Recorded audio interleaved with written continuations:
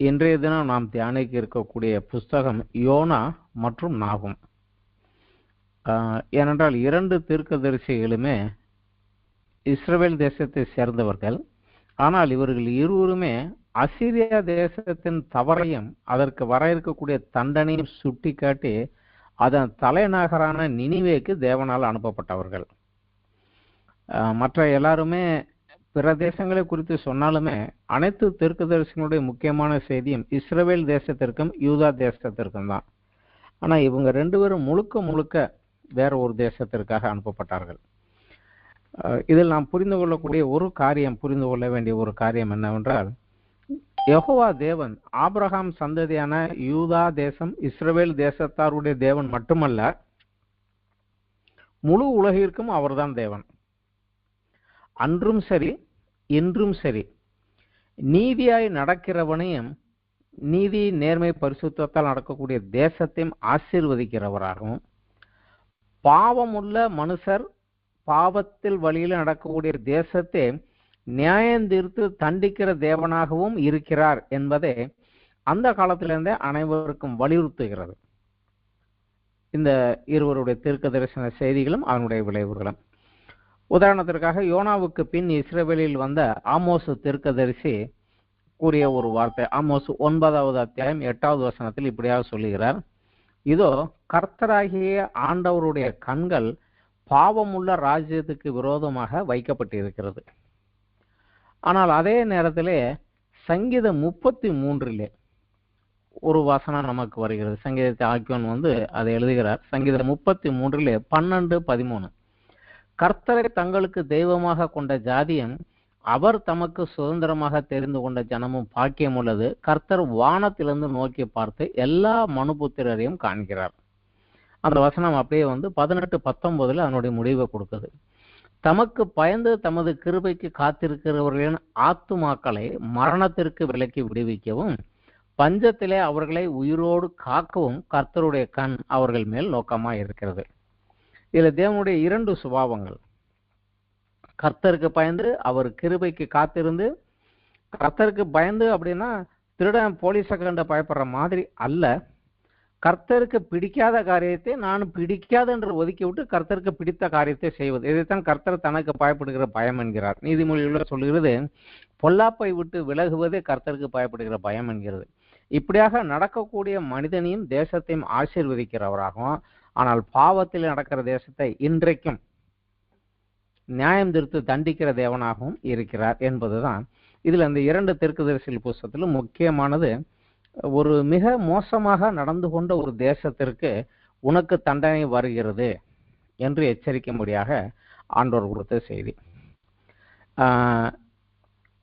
ஏசாயா தீர்க்கதரிசி யூதாவில் தீர்க்கதரிசியாக எழும்புவதற்கு முன்னரே, அவர் காலத்திற்கு சற்று முன்னரே, இஸ்ரவேலை சேர்ந்த யோனா இஸ்ரவேலின் விரோதி நாடான அசிரியாவின் தலைநகருக்கு அனுப்பப்பட்டார்.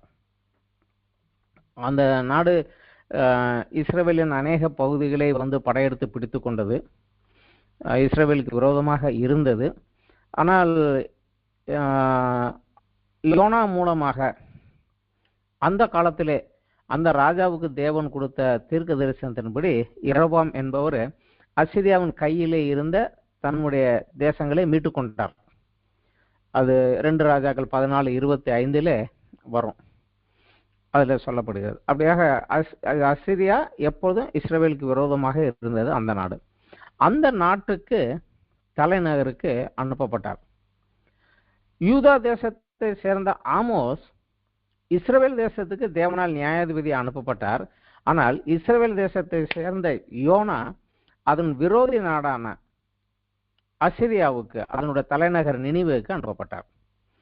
யாரை எங்கே அனுப்புவது, என்ன செய்வது என்பது தேவனுடைய சித்தம். ஸோ அவருடைய விருப்பத்திற்கு இணங்கி போக வேண்டியதுதான் தீர்க்கதரிசிகள் காரியம்.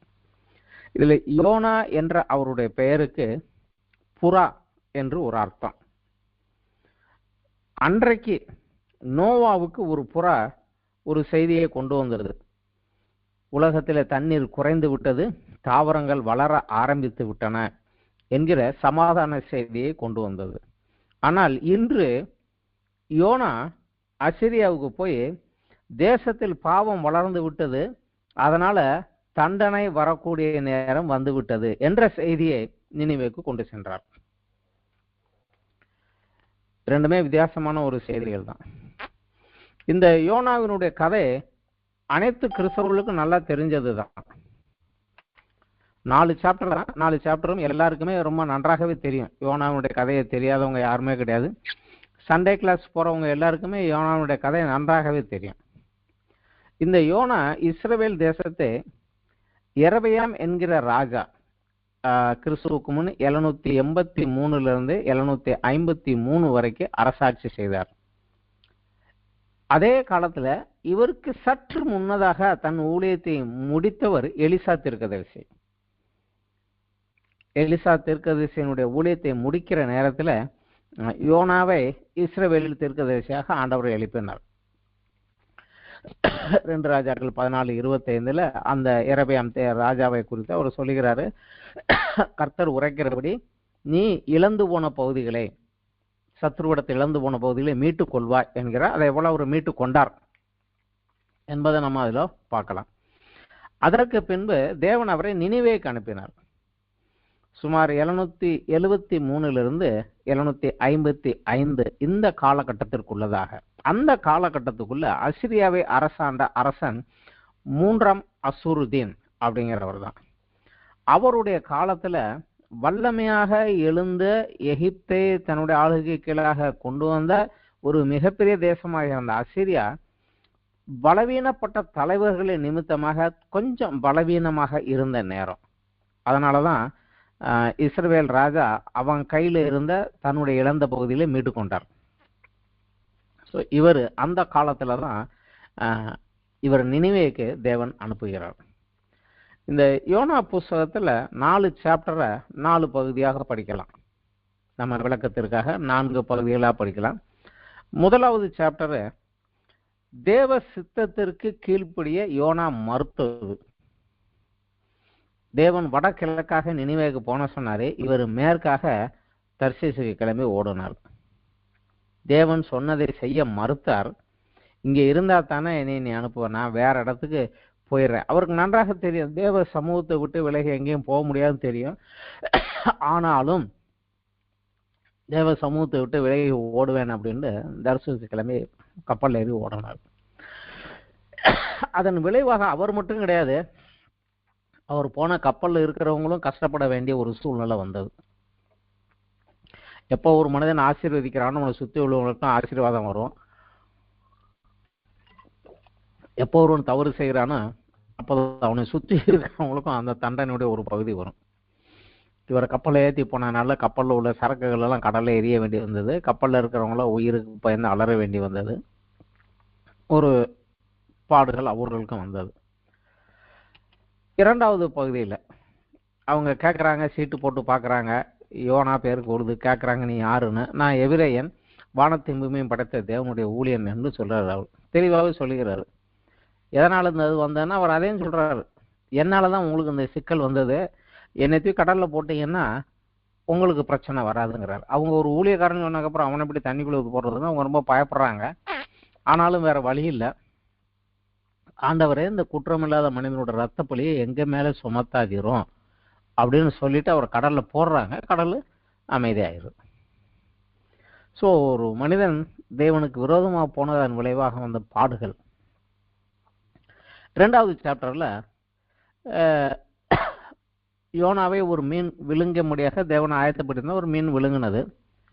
அந்த மீன் வயிற்றுக்குள்ள இருந்து யோனா தேவனை நோக்கி ஏறெடுத்த ஒரு ஜெபம், அதன் விளைவான அவருக்கு வந்த ஒரு விடுதலை. மீன் வயிற்றிலே யோனா உயிரோடு 3 நாள் இருந்தாரா, இல்ல மரித்து போன யோனாவை மீன் தன் வாயில வைத்திருந்ததா? அது இன்னும் நிறைய பேருக்கு நிறைய ஒரு குழப்பங்கள் பிரச்சனைகள் எல்லாம் வரும்.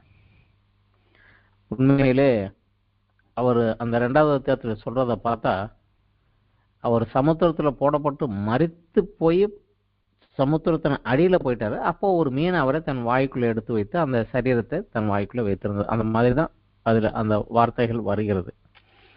அவர் மரித்தது போற அவர் பாதாளத்தின் அடிவாரத்தில் நான் இறங்கினேன். நான் பூமியின் தாழ்பால்கள், பாதாளத்தின் தாழ்பால்கள் என்னை அடைக்கிறதாக இருக்கிறது. என் ஆத்மாய் தொய்ந்து போகையில் கர்த்தரை நினைத்தேன். அப்போது என் விண்ணப்பம் மூலம் பரிசுத்த ஆலயத்துக்கு வந்தது அப்படின்னு சொல்லிட்டு ஆண்டவரை நோக்கி ஜெபம் பண்றாரு. சொல்றாரு, நானோ வேணும் துதியின் சத்தத்தை உமக்கு பலியிடுவேன், நான் பண்ணின பொருத்தனையை செலுத்துவேன், ரட்சிப்பு கர்த்தருடையது அப்படிங்கிறாரு. நான் உங்களுக்கு ஒரு பொருத்தனை பண்ணியிருந்தேன், அதை செய்யாம தப்பாய் போயிட்டா அதை செஞ்சிடுவேன் அப்படின்னு திருப்பி மனம் திரும்பி ஆண்டவர்கிட்ட சொல்லிக்கிறாரு. அப்பொழுது ஆண்டவர் வந்து மீன் கட்டளை கொடுக்குறாரு. மீன் வெளியே விட்டுருது. மனம் வருந்தியதனுடைய விளைவாகவும் அதை ஆண்டவர் ஒத்துக்கொண்டு அவரை மன்னித்து வெளியே விட்டதும் இது 2வது சாப்டர்ல வருது. 3வது சாப்டர்ல திரும்பவும் ஆண்டவர் சொல்றாரு, நினைவுக்கு விரோதமா போய் என் வார்த்தையை சொல்லுங்கிறாரு. அவர் போறாரு. அது நகரம் மகா பெரிய நகரம், நினைவே என்கிற மகா பெரிய நகரம் அப்படின்னு தான் வேதத்துல வருது. இந்த ஒரு எண்டுல இருந்து அந்த எண்டு வரைக்கும் நடக்கிறதுக்கே 3 நாள் ஆகும். அவ்வளவு பெரிய நகரம். கிட்டத்தட்ட இன்னைக்கு கணக்குப்படி பார்த்தா 90 ஒரு 100 கிலோமீட்டர் வரைக்கும் பெருசாக விஸ்தாரமாக இருக்கலாம் அப்படின்னு ஒரு குத்து மதிப்பாக ஒரு கணக்கு தான் சொல்றாங்க. மிகப்பெரிய நகரம் அது. அவர் ஒரு நாள் பிரயாணம் நடந்து போறாரு. போய் சொல்றாரு, இன்னும் 40 நாள்ல நினைவே கவிழ்க்கப்பட்டு போகும். வேற ஒன்றும் சொல்லல, நீ தப்பு செஞ்சா மனம் திரும்ப, அது இது எந்த செய்தியும் கிடையாது. ஷார்ட்டா இன்னும் 40 நாள் தான், நீங்க எல்லாம் அழிஞ்சு போயிடுவீங்க, நீங்க எல்லாம் செத்து போயிடுவீங்க அப்படின்னு ஒரு எச்சரிப்பை கொடுத்துட்டு போயிடுறாரு. அந்த எச்சரிப்பின் விளைவை ஜனங்கள் கேட்குறாங்க. கேட்டுட்டு ஜனங்கள் மனம் திரும்புறாங்க. மனம் திரும்பியதன் விளைவாக தேவன் தன் தண்டனையை நிறுத்தி வைக்கிறார், தள்ளி வச்சிடறார், தண்டிக்காமல் அவர்களை விட்டுறார். இது 3வது அத்தியாயத்துல வருகிறது. 4வது அத்தியாயத்துல ஜனங்கள் அவர்களை அழிக்காமல் விட்டு விட்டதற்காக தேவன் பேரிலே யோனாவுக்கு கோபம், தேவன் பேரிலே இவர் எரிச்சல். அப்ப தேவன் தன்னுடைய சுபாவத்தை விளக்குவதற்காக அவருக்கு ஒரு பாடத்தை கற்றுக் கொடுக்கிறார். நான் சொன்னபடி 40 நாள்ல கவுந்து போயிருதா, அழிஞ்சு போயிருதான்னு பார்ப்போம்னு பக்கத்துல உள்ள ஒரு மலை மேலே ஏறி ஒரு குடிசை போட்டுட்டு யோனாங்க உட்காந்து பார்த்துக்கிட்டே இருக்காரு. தேவன் ஒரு ஆமணக்கு செடியை கட்டளை இடுகிறார். அது நல்லா வேகமா வளர்த்தியா வளர்ந்து வருது. அந்த நிழல்ல உட்காந்துக்கிட்டு, உஷ்ண நேரத்துல அந்த நிழல்ல உட்காந்துக்கிட்டு நினைவையை பார்த்துக்கிட்டே இருக்காரு. தேவன் அதுக்கப்புறம் ஒரு புழுவுக்கு கட்டளை இடுகிறார். அது என்ன செய்யுது, அந்த செடியினுடைய வேரை கடிச்சிருது. அந்த செடி காஞ்சு போயிருது. பழையபடி அவர் தலையில வெயில், உஷ்ணமான ஒரு காற்று. அவர் தேவன்கிட்ட சொல்ற, நான் உயிரோடு இருக்கு, செத்து போறது பெட்டர், என்னை ஏன் கொண்டு வந்தீங்கிறாரு. அப்ப ஆண்டவர் அவரை கேட்கிறாரு, நீ இந்த ஆமனுக்கு நிமித்தம் என் மேல எரிச்சலா இருக்கியோ, இது நல்லதோ உனக்குன்னு கேட்கிறாரு. அவர், நான் மரண பரியந்தம் எரிச்சலா இருக்குது, நல்லதுங்கிறாரு. அது ஆண்டவர் கேட்கிறாரு, நீ பிரயாசப்படல, நீ வளர்க்கல, ஒரு ராத்திரியில முளைச்சது அடுத்த ஒரு ராத்திரியில அழிஞ்சு போச்சு, இந்த ஆமணக்கு செடி செத்து போச்சுன்னு நீ பரிதவிக்கிறையே, வலதுகைக்கும் இடதுகைக்கும் வித்தியாசம் அறியாத 120,000 பேருக்கும் அதிகமான மனுஷரும் அநேக மிருக ஜீவன்கள் இருக்கிற மகா நகரமாகிய நினிவேக்கு நான் பரிதவியாமல் இருப்பேனோ என்று சொல்லி அவருக்கு தன்னுடைய இன்னொரு பக்கத்தை காமிக்கிறார். அந்த 120,000 பேர் வலதுகை இடதுகை வித்தியாசம் அறியாதவர்கள் என்றால் அது சின்ன குழந்தைகளாகத்தான் இருக்கணும்.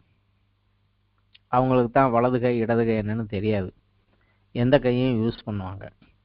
ஸோ அவ்வளவு குழந்தைகள் இருக்கிறாங்கன்னா எவ்வளவு ஜனங்கள் இருந்திருக்கணும், எவ்வளவு ஆடு மாடுகள் இருந்திருக்கணும். அப்பேற்பட்ட ஒரு தேசம். இந்த ஒரு விளக்கத்தை கொடுத்து முடிக்கிறார். இப்ப நம்மளுடைய கேள்வி, யோனா ஏன் ஆண்டவர் சொன்ன செய்தியை செய்யாம திருப்பி ஓடுனார்,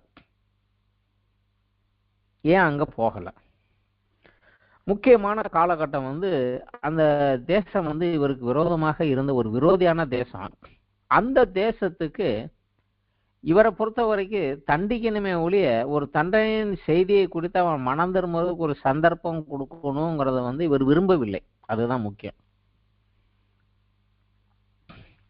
இன்றைக்கும் கூட நம்ம கூட அநேக பேர் ரட்சிக்கப்படுவதை விரும்புறது இல்லை.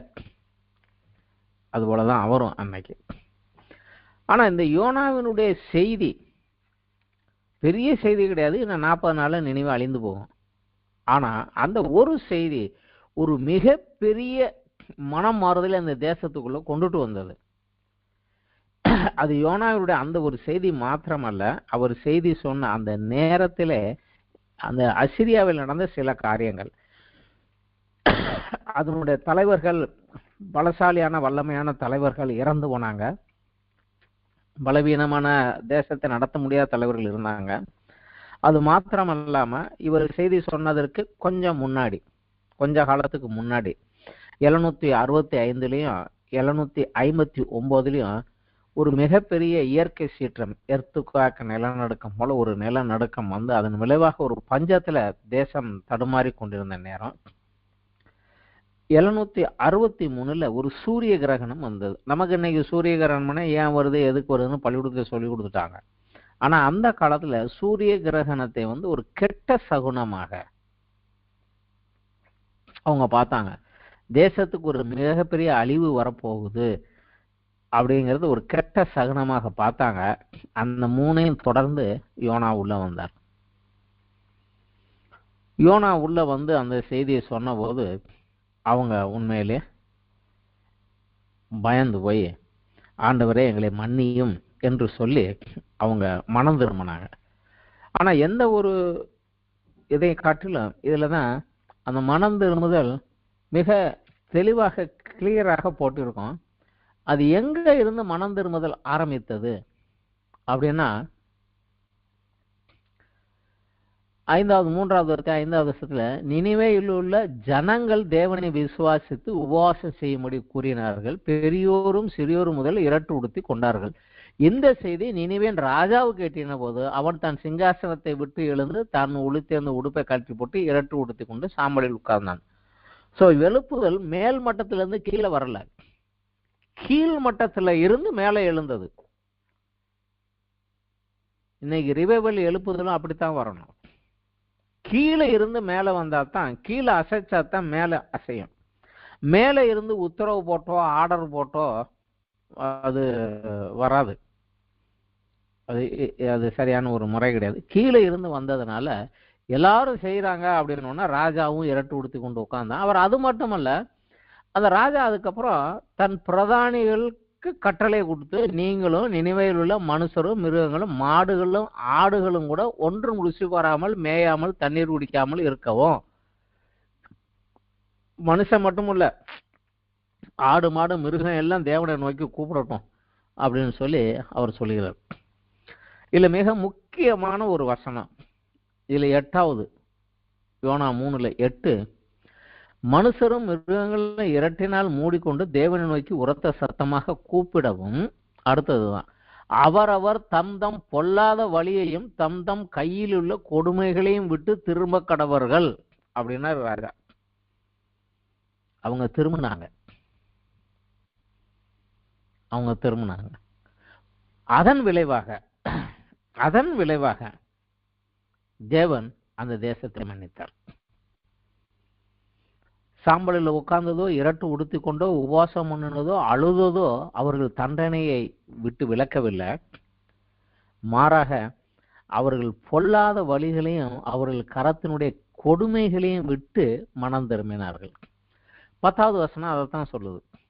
அவர்கள் தங்கள் பொல்லாத வழியை விட்டு திரும்பினார்கள் என்று தேவன் அவர்களுடைய கிரியைகளை பார்த்து தாம் அவர்களுக்கு செய்வேன் என்று சொல்லியிருந்த தீங்கை குறித்து மனசாபப்பட்டது செய்யாதிருந்தார். இன்றைக்கும் நம்ம கிட்ட ஆண்டவர் எதிர்பார்க்கிறது அதுதான். வெளிப்படுத்தல் புத்தகத்தில் 7 சபைகளை குறித்து இயேசு கிறிஸ்து வருகிற போது அவர் சொல்ற வார்த்தை, உன் கிரியைகளை அறிவேன். அதுக்கப்புறம் தான் அவர் சொல்லுகிறார், உன்னுடைய பாடுகள், உன்னுடைய பொறுமைகள், உன்னுடைய அன்பு, உன்னுடைய விசுவாசம். ஏன்னா ஆனா முதல்ல பார்க்கறது கிரியைகள் தான். என்றால் வேதம் நமக்கு சொல்லுது, கிரியைகளின் நிமித்தம் நாம் ரட்சிக்கப்படவில்லை, ஆனால் நற்கிரியை செய்யும்படியாக நாம் ரட்சிக்கப்பட்டு இருக்கிறோம். தேவன் நியமித்த கிரியை செய்யாவிட்டா நான் அவருக்கு அடங்கி நடக்கல, அவர் மேல எனக்கு விசுவாசம் இல்லை. கிரியை இல்லாத விசுவாசம் செத்ததுதான்.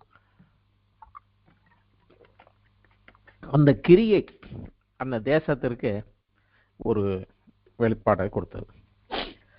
ஏன்னா தேவனும் சொல்லுகிறார் அதுதான்.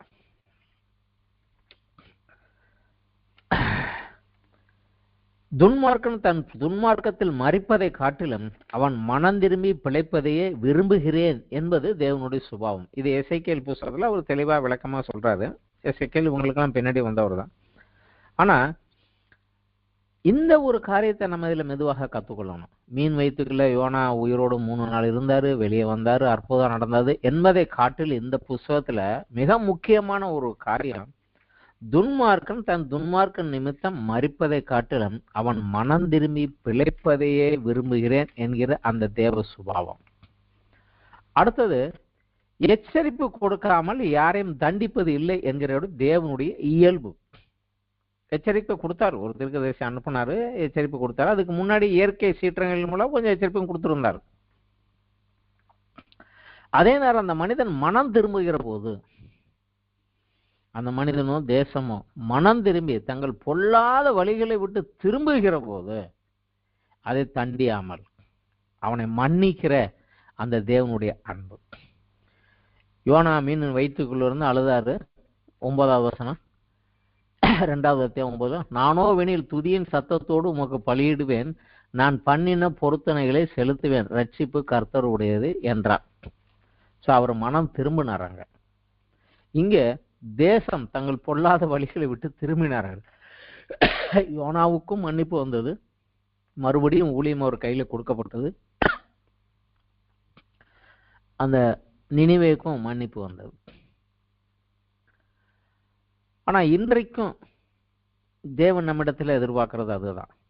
மனம் திரும்புதல் ஒரு வாய் வார்த்தையாக மட்டும் அல்லாமல் அதை கிரியையில் காண்பிக்காவிட்டால் அது மாய்மாலமான மனம் திரும்புதல், அது நமக்கு ரட்சிப்பை கொண்டு வராது. நம்ம எல்லாருக்கும் தெரிந்த நல்ல ஒரு வசனம் 1 நாளாகமம் 7:14. நிறைய இடங்கள்ல நம்ம அதை மனப்பாட வசனமாவே நிறைய இடங்கள்ல சொல்லுவாங்க. 1 நாளாகமம் புத்தகத்துல 7வது அத்தியாயம் 14வது வசனம்.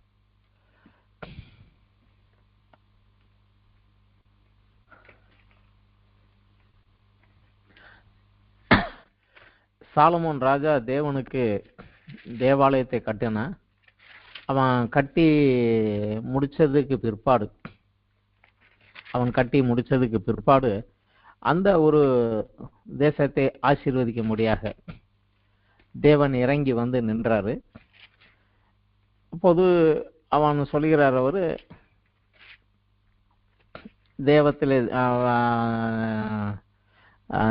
தேவாலயத்திற்காக பண்ணி ஒரு ஜபத்தை ஏறெடுக்கிறாரு. அந்த ஜபம் ஏறெடுத்ததற்கு பிற்பாடு தேவன் அவனை நோக்கி ஒரு காரியத்தை சொல்லுகிறார். என் நாமம் தரிக்கப்பட்ட என் ஜனங்கள் என் முக தரிசனத்தை தேடி தங்கள் பொல்லாத வழிகளை விட்டு மனம் திரும்புகிற போது, என் தரிசனத்தை தேடி அவர்கள் மனம் திரும்புகிற போது நான் அவர்கள் பாவத்தை மன்னித்து அவர்கள் தேசத்தை ரட்சிப்பேன் அப்படின்னு சொல்கிறார். அந்த ஒரு வார்த்தை 1 நாளாகமம்ல 2 நாளாகமம் 2 நாளாகமத்துல 7வது அத்தியாயம் 14வது வசனம், என் நாமம் தரிக்கப்பட்ட என் ஜனங்கள் தங்களை தாழ்த்தி ஜெபம் பண்ணி என் முகத்தை தேடி தங்கள் பொல்லாத வழிகளை விட்டு திரும்பினால் அப்பொழுது பரலோகத்தில் இருக்கிற நான் கேட்டு அவர்கள் பாவத்தை மன்னித்து அவர்கள் தேசத்திற்கு சேமத்தை கொடுப்பேன். இன்றைக்கு அநேக உபவாச ஜபங்கள் பண்ணுகிறோம், அநேக காரியங்கள் செய்கிறோம். ஆனா ஆண்டவர் சொல்லுகிற காரியங்கள், நம்மை தாழ்த்துகிறோம், ஜபம் பண்ணுகிறோம், ஆண்டவருடைய தரிசனத்தை தேடுகிறோம், ஆண்டவரிடத்துல இறங்குறோம். ஆனா ஆண்டவர் சொல்லுகிறது, உன் கையில் உள்ள பொல்லாத கிரியைகளை விட்டு நீ மனந்திரும்பினா முதல்ல நான் உன் பாவத்தை மன்னிப்பேன், அதுக்கப்புறம் உன் தேசத்தை ஆசீர்வதிப்பேன் அப்படிங்கிறார். இந்த ஒரு காரியம் நம்ம நன்றாக தெரிந்து கொள்ள, இது இந்த யோனா புத்தகத்துல முழுக்க அந்த சத்தியத்தை தான் சொல்லுது. கிரியை பார்த்து அவர்கள் பொல்லாத வழிவிட்டு திரும்பினார்கள் என்பதை பார்த்து தேவன் அவர்களை மன்னித்தார். இன்றைக்கும் அதே தேவன் தான். இன்றைக்கும் நம்ம செய்ய வேண்டிய காரியம் அதுதான். ஆனா அதற்கப்புறம் தன் சத்துருவனுடைய அழிக்காம அவங்கள மன்னித்து விட்டார். அப்படிங்கறதுனால ஊழியக்காரனுக்கு தேவன் மேல ஒரு கோபமும் எரிச்சலும். ஆண்டவர் கேட்கிறார், ஏன் என் மேல இவ்வளவு எரிச்சலா இருக்கியோ அப்படிங்கிற போது அவர் சில காரியத்தை சொல்றாரு. நான் ஊர்ல இருந்த போதே சொல்லலையா அப்படிங்கிறார். 4வது அத்தியாயம் 2வது வசனத்துல, கர்த்தாவே, நான் என் தேசத்தில் இருக்கும் போதே நான் இதை சொல்லவில்லையா? இதை நிமித்தமே நான் முன்னமே தரிசிசுக்கு ஓடி போனேன். காரணம் என்னன்னா, நீர் இரக்கமும் மன உருக்கமும் நீடிய சாந்தமும் மிகுந்த கிருபையும் உள்ளவரும் தீங்குக்கு மனசாபப்படுகிற தேவன் என்றும் அறிவேன். அடுத்தவனை வட்டி அழிச்சு நொறுக்கிறதுக்கு நீ மனசாபப்படுகிற தேவன் அறிவேன். அதுக்காகவே நீர் சொன்னீர் 40 நாளா அழிச்சு போடுவேன்னு சொன்னீர், ஆனா அழிக்க மாட்டீருன்னு எனக்கு தெரியும், அதனாலதான் நான் போக மாட்டேன்னு அப்படிங்கிறாரு. நான் சுகாதாரத்தான் சொல்றாரு. ஏன்னா அவர் ஊர்ல இருக்கிற போதே அங்க இருக்கிற ராஜாவுக்கு எரபியாமுக்கு ஆண்டவர் தீர்க்கதரிசனம் சொன்னாரு, நீ என் வழியிலே கேட்டு நடந்தேன்னா உனக்கு இழந்து போன தேசத்தை எல்லாம் உன்னை மீட்டுக்கொள்ள உனக்கு கொடுப்பேன்னாரு. அதே போல இழந்து போன எல்லாம் மீட்டுக்கிட்டான். ஆனா அவன் வழியை திரும்பல, அவன் பொல்லாத வழியை விட்டு திரும்பல, பொல்லாத வழியிலேயே இன்னும் மோசமாக நடந்தான். சோ அவருக்கு அங்கேயே ஒரு கோபம். ஆசீர்வதிச்சும் கூட அவன் மனம் திரும்பல, இவனை போய் ஆண்டவரையும் ஆசீர்வதிக்கணும் அப்படிங்கிற அந்த ஒரு அனுபவம். இங்க ஒரு அயோக்கியத்தனத்துல ஒருத்தனை உன்னை நான் அழிப்பேன்னு சொல்ற போது இவர் சொல்லுவார், வழியை செய்ய மாட்டார் போ அப்படிங்கிற ஒரு காரியத்துல போனான். ஆனா அவனுடைய அந்த காரியத்தை காட்டிலும் தேவனுடைய இந்த சுபாவத்தை அவன் எவ்வளவுலாம் சொன்னாரே ஒழிய அந்த கிரியையை பார்த்து அவனை மன்னிக்கிற தேவன் அப்படிங்கறது அதை அவனை புரிய வைக்கிறதுக்காக தேவன் 2 அடையாளங்கள் செய்ய வேண்டியதாச்சு. 2 அற்புதங்களை செஞ்சு ஒரே நாளில் ஒரு ஆமணக்கு செடியை வளர விட்டு அந்த நிழல்ல உட்கார்ந்ததுக்கு அப்புறம் ஒரு புழுவை கொண்டு அந்த செடியை அழித்து அவனுக்கு ஒரு பாடத்தை சொல்லி தன்னுடைய சுபாவத்தை அவர் வெளிப்படுத்த வேண்டிய ஒரு காரியம் வந்தது. இந்த யோனா புஸ்தகத்தினுடைய முக்கியமான காரியங்கள் தேவனுடைய இந்த சுபாவமும் இயல்புகளையும் நம்ம கத்துக்கணும். இது இல்லாம யோனா மீனுக்குள்ள போனாரு, வெளியே வந்தாரு, வச்சாரு அப்படிங்கறது மாத்திரம் தெரிஞ்சு கொள்வது அவ்வளவு பிரயோஜனம் இல்லை. இயேசு கிட்ட கூட வேத பாரகனும் பரிசேயரும் அடையாளங்கள் கேட்டாங்க. நீர் தேவனிடத்தில் வந்தவர் என்றால் எனக்கு ஒரு அடையாளம் காமிங்கன்னாங்க. அப்போது மத்தேயு 12வது அத்தியாயத்துல இயேசு கிறிஸ்து இந்த யோனாவை தான் அடையாளமா சொன்னார். மத்தேயு 12 ஒரு அடையாளத்தை எங்களுக்கு காமிங்கன்னாங்க. 12வது அத்தியாயத்துல 38வது வசனம், வேத பாரகர்களும் பரிசேயரும் சிலர் அவரை நோக்கி, போதகரை, உம்மால் ஒரு அடையாளத்தை காண விரும்புகிறோம் என்றார்கள்.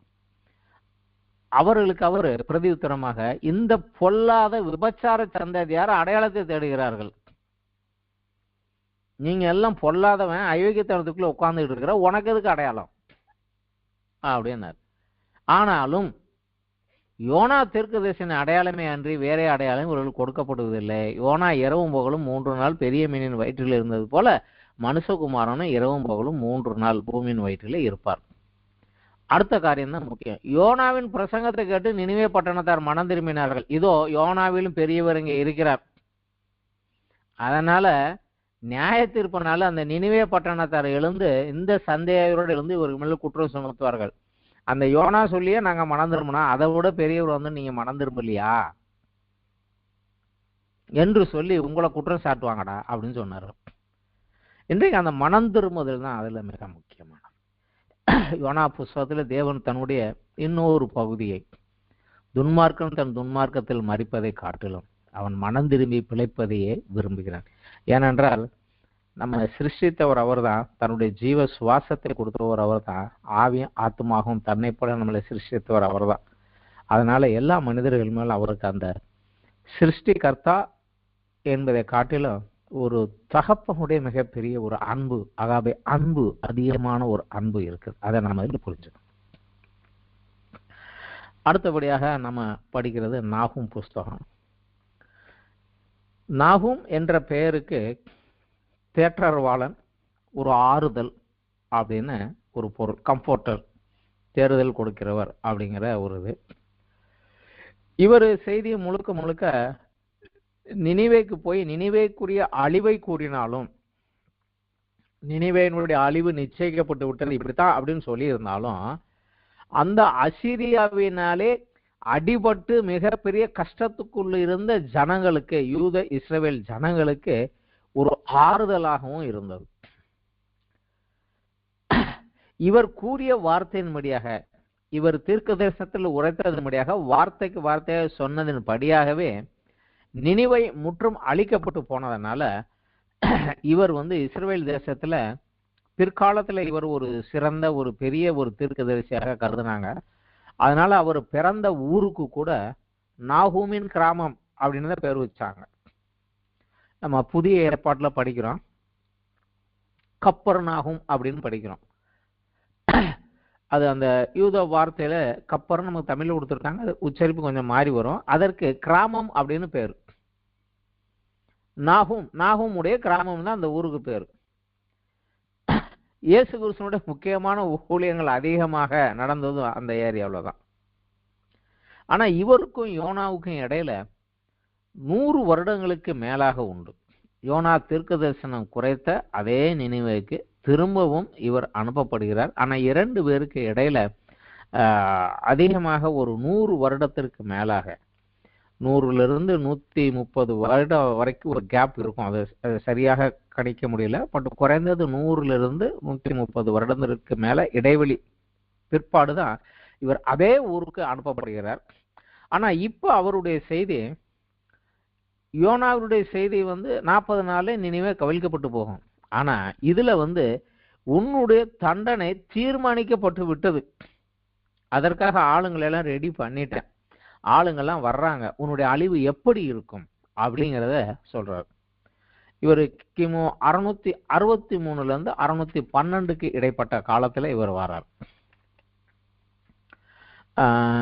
யோனாவுக்கும் இவருக்கும் இடையில ஒரு 100-150 வருட இடைவெளி இருக்கும். அந்த காலத்துல தான் இவர் வர்றாரு. ஆனா இவர் காலத்துல யோனாவுக்கு பிற்பாடு இவர் வந்தாலும் கூட இவருக்கும் யோனாவுக்கும் நாகூமுக்கும் இடையில யூதா தேசத்துல ஏசாயாவும் மீகாவும் ஊழியம் செய்தார்கள்.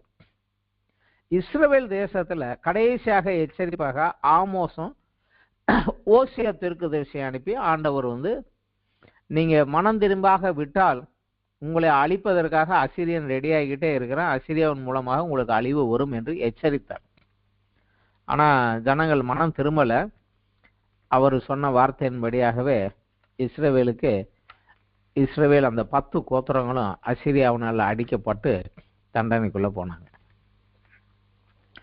யோனாவினுடைய செய்தியை கேட்டு பொல்லாத வழிகளை விட்டு, அதில் நல்லாவே பழியலாம், பொல்லாத வழிகளையும் கொடுமைகளையும், ஏனென்றால் ஒரு மிக கொடூரமான ஜனங்கள்ல கணக்கு பண்ணுனா அந்த ஆசிரியர்கள் வருவார்கள்.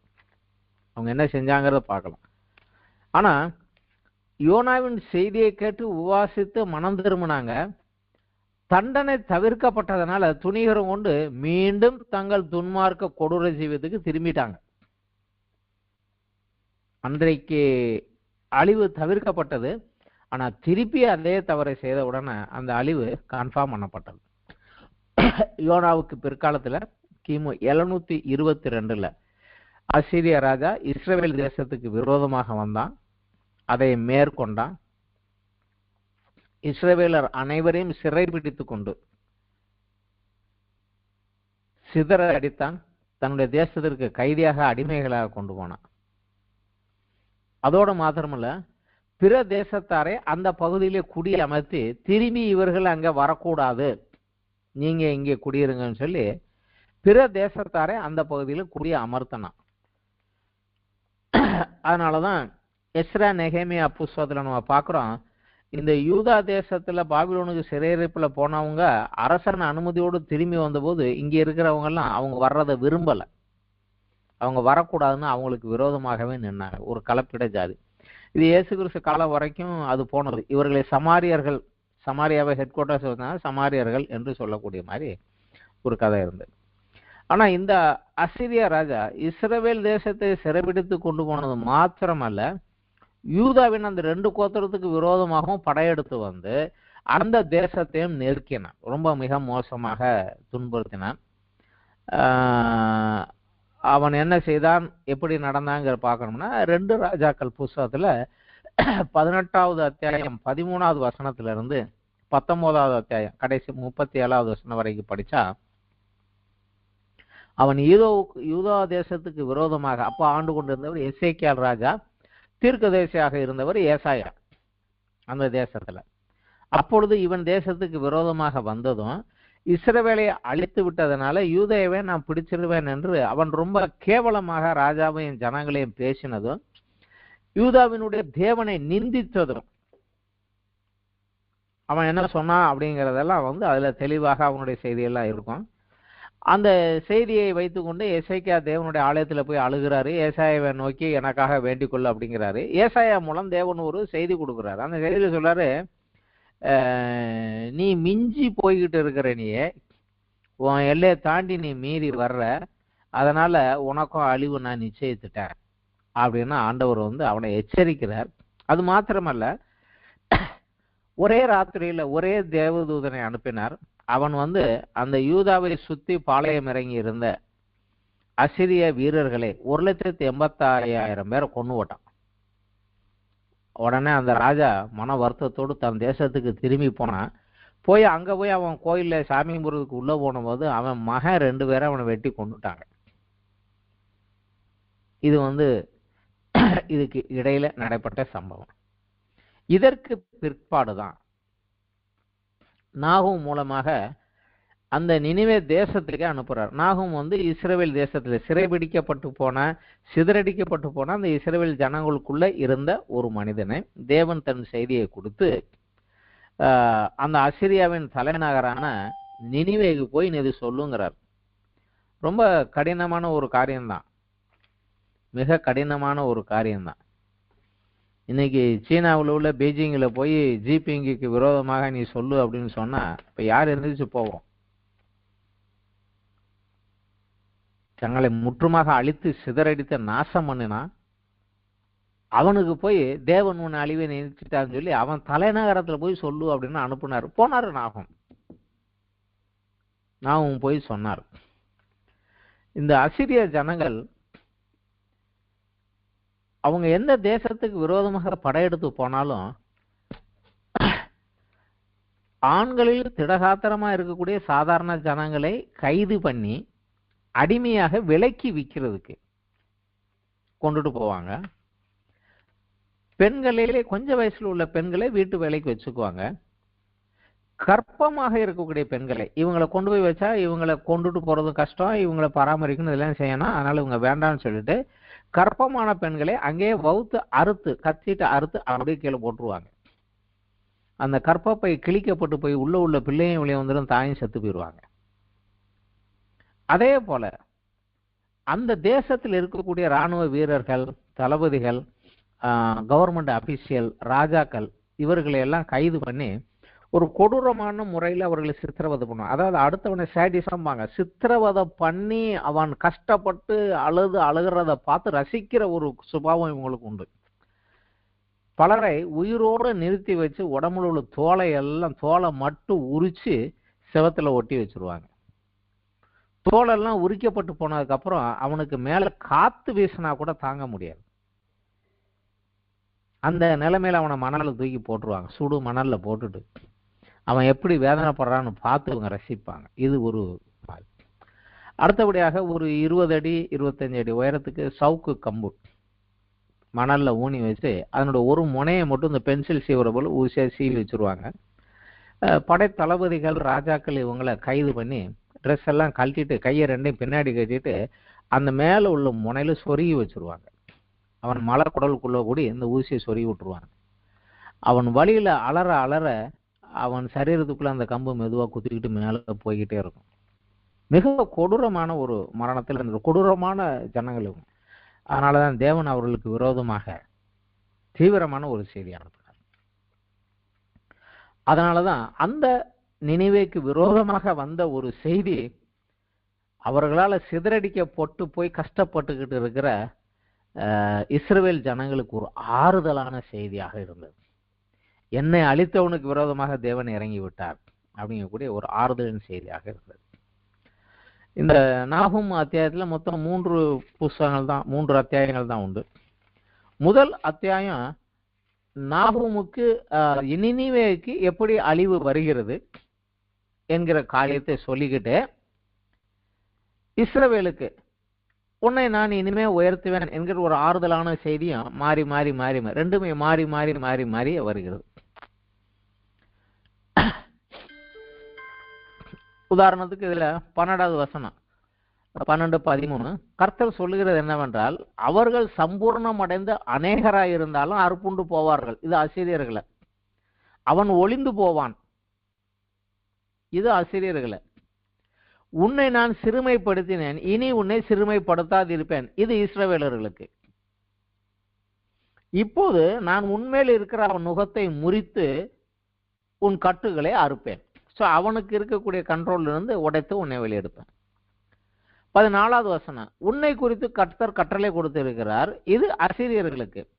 இனி உன் பேருக்கு வித்து விதைக்கப்படுவதில்லை. உன் தேவர்களின் கோயில் இருக்கிற வெட்டப்பட்ட விக்கிரகத்தை வார்க்கப்பட்ட விக்கிரகத்தை நான் நிர்மூலம் பண்ணுவேன். நீ கனவீனனானபடியால் அதை உனக்கு பிரேத குழியாக்குவேன். இது அசீரியர்களுக்கு. 15வது வசனம் யூதாவுக்கு. இதோ சமாதானத்தை கூறுகிற சுவிசேஷனுடைய கால்கள் மலைகளின் மேல் வருகிறது. யூதாவே உன் பண்டிகைகளை ஆசரி, உன் பொருத்தனைகளை செலுத்து. துஷ்டன் இனி உன் வழியாக கடந்து வருவதில்லை. அவன் முழுவதும் சங்கரிக்கப்பட்டான். இது யூதா இஸ்ரவேல் தேசத்துக்காக. ஸோ அந்த பக்கம் அவனுக்கு ஒரு அழிவையும், இந்த பக்கம் இவனுக்கு ஒரு தேர்தலே மாறி மாறி இந்த 1வது அத்தியாயம் முழுசாக அப்படிதான் சொல்லுகிறார். இது நம்ம கொஞ்சம் சரியா படிச்சா தான் எது யாருக்குங்கிறத நம்ம புரிஞ்சுக்கணும். இல்லைன்னா ஒரே ஆளுக்கு தான் ரெண்டு நினைச்சோம்னா நமக்கு கன்ஃபியூஷன் தான். அவனுக்கு இப்படி அழிவு, உனக்கு இப்படி ஆறுதல். அந்த ரெண்டையுமே சேர்த்து சொல்லுகிறார். இது நாகும் 1வது அத்தியாயத்துல வருகிறது. 2வது அத்தியாயத்துல விசேஷமாக இது முழுக்க முழுக்க அசீரியாவுக்கு. உன்னை அழிக்கும்படி ஒரு இராணுவம் தயாராகி விட்டது. அது நினிவே எப்படி அழிக்கும், உன்னுடைய அழிவு எப்படி வரும் அப்படிங்கிறதையும் குறிப்பாக சொல்லுது. டைகிரிஸ் அப்படிங்கிற ஒரு யூப்ரட்டிஸ் டைகிரிஸ் என்கிற நதிகளில், அது டைகிரிஸ் நதிக்கரை ஓரமாக இருந்த ஒரு மிகப்பெரிய பட்டணம் நினிவே. ஒரு 2வது அர்த்தம் சொல்றது, சிதறடிக்கிறவன் முகத்துக்கு முன்பாக வருகிறான். அரணை காத்துக்கொள், வழியை காவல் பண்ணு, அறையை கெட்டியாக கட்டிக்கொள், உன் பலனை மிகவும் ஸ்திரப்படுத்து. இது அசீரியாவை நோக்கி சொல்லிக்கிட்டே வர்றாரு. அதுக்கு விரோதமாக என்னென்ன காரியங்கள் வரும்னு சொல்லிக்கிட்டே வர்றபோது 6வது வசனத்துல ஒரு மறைமுகமான ஒரு குறிப்பு கொடுக்கிறாரு. ஆறுகளின் மதகுகள் திறக்கப்படும், அரண்மனை கரைந்து போகும். 7ல அவன் சிறைப்பட்டு போக தீர்மானம் ஆயிற்று அப்படிங்கிறது ஒரு மறைமுகமான ஒரு வார்த்தை அங்க சொல்லுகிறார். அதே போல 1வது அத்தியாயத்துல 8வது வசனத்திலையும் ஒரு வார்த்தை சொல்லுகிறார். ஆனாலும் நினிவேயின் ஸ்தானத்தை புரண்டு வருகிற வெள்ளத்தினாலே சர்வ சங்காரம் பண்ணுவார். இருள் அவர் சத்துருக்களை பின்தொடரும். இதுவும் அன்னைக்கு புரியல அவங்களுக்கு. ஆனா என்ன ஆனதுன்னா, மேதியாவும் பெர்ஷியாவும் இணைந்து, நம்ம எஸ்தர் ராஜாத்தின் காலத்துல படிக்கிறோம், அந்த காலத்துல நடந்த அந்த கதை தான். மேதிய பெர்ஷிய வல்லரசு எழுந்து பாபிலோனை வென்று சிறைப்பிடித்து கொண்டு அடுத்து அசிரியாவை நோக்கி வர்றாங்க. நினிவே பட்டணம் கோட்டைக்குள்ள உள்ள இருக்கிறாங்க. 3 வருஷத்துக்கு தேவையான சாப்பாடெல்லாம் உள்ள இருக்குது. எந்த தேவையும் கிடையாது. கரை ஓரமாக நதி போகுது. நதியில் இருக்கிற தண்ணி உள்ளுக்குள்ள வருது. தண்ணி பிரச்சனையும் கிடையாது. கோட்டை ரொம்ப கடினமான கோட்டை. அந்த கோட்டை செவர் 150 அடி உயரங்கள் உள்ளது. அந்த கோட்டை செவத்துல ஒரே நேரத்துல 3 ட்ராக், அதாவது இன்னைக்கு டபுள் ட்ராக் 4 ட்ராக்ங்கிற போது 3 ட்ராக், 3 ட்ராக்குல 3 ரதங்கள் ஓடுகிற மாதிரி அவ்வளவு பெருசாக அந்த கோட்டை செவர் கட்டி வச்சிருந்தாங்க. யாரும் வர முடியாது. ஆனா ஆண்டவர் அங்க ஒரு காரியம் செய்தாரு. இந்த மேதிய பெர்சிய இராணுவங்கள் அதை சுத்தி நிக்கிற போது ஒரு மிகப்பெரிய மலையை கட்டளையிட்டாரு. அந்த டைகிரிஸ் நதியில வெள்ளம் புரண்டு அந்த வெள்ளம் அந்த கோட்டை சுவரை அடித்ததுனால ஒரு பக்கம் கோட்டை சுவர் கிராக் ஆகி கீழே விழுந்தது. இந்த மேதிய பெர்சிய உள்ள இறங்கி தேசத்தை அழித்தார்கள். அப்ப அவங்க எங்களுக்கு அழிவு வராது என்கிற ஒரு அலட்சியத்தினால நல்ல மது குடிச்சிட்டு நல்ல போதையில படுத்திருந்தாங்க. ஆனா இவங்க உள்ள போய் ஒருவனை கூட உயிரோடு விட்டார்கள். சுத்தமாக அழித்தார்கள். அந்த நதி வெள்ளத்திலேயே அந்த தேசம் முட்டமாக அழிக்கப்பட்டு போனது. அங்க இருக்கிற ஒரு வெள்ளி ஒண்ணு இல்லாம எல்லாத்தையும் எடுத்துட்டாங்க. சுத்தமாக எடுத்தாங்க. காலி பண்ணினாங்க. அந்த பட்டணத்தை அப்படியே தரை மட்டமாக்கி போட்டு போயிட்டாங்க. அதற்கப்புறம் அந்த பட்டணம் எழும்பவே இல்லை. 3வது அத்தியாயத்துல சொல்றாரு, இந்த உன் அழிவுக்கு காரணம் என்ன, இந்த உன் அழிவுக்கு காரணம் என்ன அப்படிங்கிறாரு. அதுல ஒரு வசனம் குறிப்பா கொடுக்கிறார். 3வது அத்தியாயத்துல 8-9 நதிகளின் மத்தியில் இருந்த நோ அம்மோனை பார்க்கல நீ சிரேஷ்டமோ அப்படிங்கிறார். நோ அம்மோன்கிறது எகிப்திலிருந்து ஒரு மிகப்பெரிய பட்டணம். அது நைல் நதிக்கரை ஓரமாக இருந்தது. இந்த அசிரியர்கள் அதற்கு விரோதமாக போய் அதை அடிச்சு நொறுக்கி அதை காலி பண்ணாங்க. நீ அடிச்சு நொறுக்குனிய, அதை காட்டிலும் உன் ஊர் பெருசோ அப்படிங்கிறார். ஸோ நீ என்ன செஞ்சியோ அதே போலதான் உனக்கு இங்க வந்தது அப்படிங்கிறாரு. உன் கொடுமை அதன் நிமித்தமாக உனக்கு அழிவு வந்தது. அவர் சொல்றாரு, அவர்கள் எவ்வளவு கொடூரமாக இருந்தாங்க, என்ன பண்ணுனாங்க, எல்லாவற்றையும் அவர் திட்டம் கொடுத்து இந்த தவறுகளின் நிமித்தமாக உனக்கு தண்டனை வந்தது அப்படின்னு சொல்றாங்க. இந்த ஒரு அழிவின் நிமித்தமாக 3வது அத்தியாயத்துல 11வது வசனத்திலையும் 17வது வசனத்திலையும் ஒரு வார்த்தை சொல்லுகிறார். நீயும் வெறி கொண்டு ஒழித்து கொள்வாய் அப்படின்னு ஒரு சாதகமான ஒரு வார்த்தை மறைமுகமா சொல்லுகிறாரு.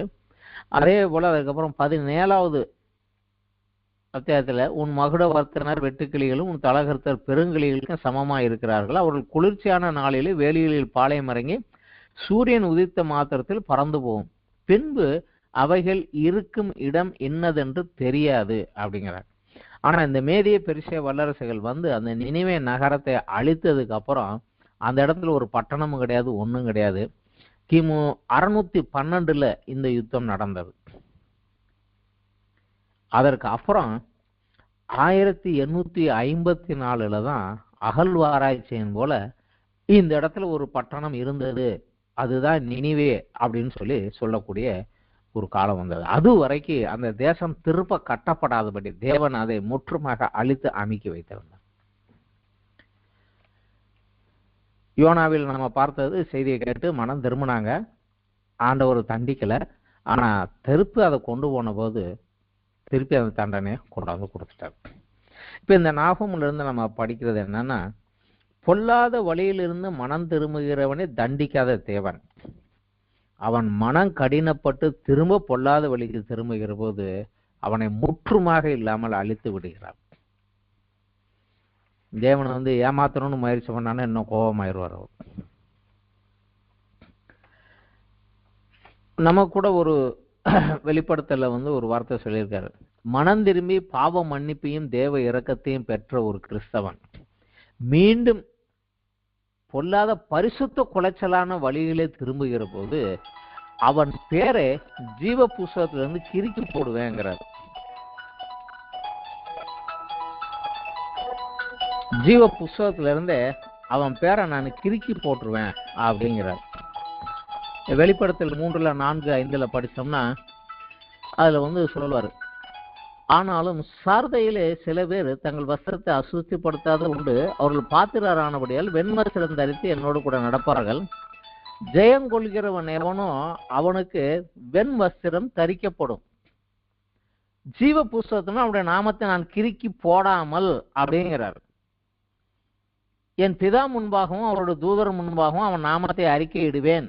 அதாவது பரிசுத்த குலைச்சலாக்காத சில பேர் தான் சபையில இருக்கிறாங்க, அவங்க பேரை என் பிதா கிட்டக்கே தேவதூதர் முன்னாடியும் சொல்லுவேன், அவங்க பேரை ஜீவ புஸ்தகம் கிறுக்கி போட மாட்டேங்கிறாரு. அப்ப பரிசுத்த குலைச்சலாக நடக்கிறவர்கள் அவர் என்ன செய்வாருன்னா, அவர்கள் பேரை ஜீவ புஸ்தகத்துல கிறுக்கி போட்டுருவாரு, அவர்கள் ரட்சிப்பை அவர்களை இழந்து போவாங்க.